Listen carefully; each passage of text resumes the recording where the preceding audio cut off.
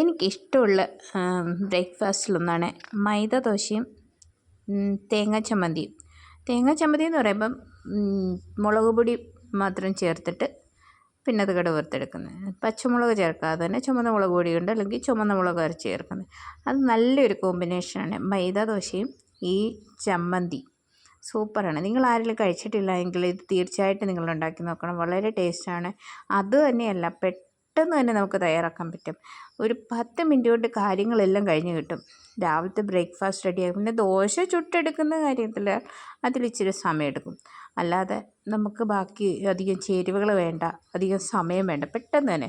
ഞാൻ തേങ്ങയൊക്കെ തിരുമ്മി അതിലേക്ക് അല്പം മുളക് പൊടി, എരിവുള്ള മുളക് പൊടി ചേർത്ത് അതൊന്ന് വെള്ളം ഒഴിച്ച് അരച്ച് വെച്ച്. ചെറിയ ഉള്ളി ഇല്ലാഞ്ഞുകൊണ്ട് അത് ചേർത്തിട്ടില്ല. പിന്നെ അതിന് പകരം ഞാനിപ്പോൾ കടുക് വറുക്കുമ്പം അതിനകത്തോട്ട് സവാള ഉള്ളി ചെറുതായി അരിഞ്ഞ് ചേർക്കുന്നു. പിന്നെ കറിവേപ്പിലയും ഒക്കെ ഇട്ട്, പിന്നെ ചുമന്ന വറ്റൽമുളക് ചേർക്കുന്നില്ല, കാരണം ഇത് ചുമന്ന മുളക് പൊടി ആയതുകൊണ്ട് പിന്നെ അതിനകത്ത് എരിവ് കാണും, പിന്നെയും ചേർക്കുന്നില്ല. അതുകൊണ്ട് ഇതുപോലെ ഒന്നെല്ലാം ഒന്ന് വറുത്തെടുത്തതിന് ശേഷം അരച്ച് വെച്ച ഈ ചമ്മന്തി അതൊഴിച്ച് നമുക്ക് ആവശ്യത്തിന്. പിന്നെ മൈദ ദോശ ആകുമ്പോൾ അതിന് ഇച്ചിരി ലൂസായിട്ട് ചമ്മന്തി വേണം, കാരണം നമുക്കതിൽ ഒഴിച്ചിങ്ങനെ കുഴച്ച് കഴിക്കാനൊക്കെ ഭയങ്കര ടേസ്റ്റാണ്. നിങ്ങളൊരു പ്രാവശ്യമെങ്കിൽ തയ്യാറാക്കി നോക്കുക. അതുപോലെ തയ്യാറാക്കി ഒരു പ്രാവശ്യം കുട്ടികൾക്ക് കൊടുത്താൽ അവർ പറയും ഇത് മതിയെന്ന് പറയും. ഞാൻ മൈദ ആയതുകൊണ്ട് അത് അത്ര നല്ലതല്ല. ആ സ്ഥാനം മൈദയുടെ സ്ഥാനത്ത് ഗോതമ്പ് പൊടി എടുക്കാം, അതും നല്ല ടേസ്റ്റാണ്. പിന്നെ കുട്ടികൾക്കൊക്കെ ഇഷ്ടം മൈദയല്ലേ. മൈദ വല്ലപ്പോഴുമൊക്കെ ഇതുപോലെ തയ്യാറാക്കി കുഞ്ഞുങ്ങൾക്ക് കൊടുക്കാം, കഴിക്കുകയും ചെയ്യാം. സൂപ്പർ ടേസ്റ്റാണ്, ഭയങ്കര ഇഷ്ടമാണ് എനിക്ക്. പിന്നെ നിങ്ങൾ ആദ്യമായിട്ടാണ് എൻ്റെ വീഡിയോ കാണുന്നതെങ്കിൽ നിങ്ങളുടെ അഭിപ്രായം കൂടി അറിയിക്കുക, സപ്പോർട്ട് ചെയ്യുക, സബ്സ്ക്രൈബ് ചെയ്യുക.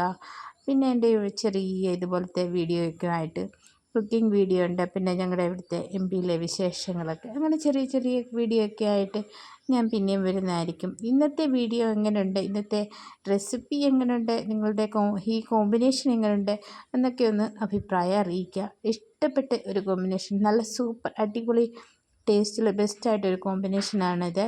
നിങ്ങൾ ആരെങ്കിലും കഴിക്കാത്തവരുണ്ടെങ്കിൽ തീർച്ചയായിട്ടും ഇത് കഴിച്ച് നോക്കുക, എന്നിട്ട് എനിക്ക് അഭിപ്രായം അറിയിക്കുക. അപ്പോൾ ഇതുപോലെ ചെറിയ ചെറിയ വീഡിയോയ്ക്കുമായിട്ട് അടുത്ത വീഡിയോയിൽ നമുക്ക് കാണാം. ഓക്കെ.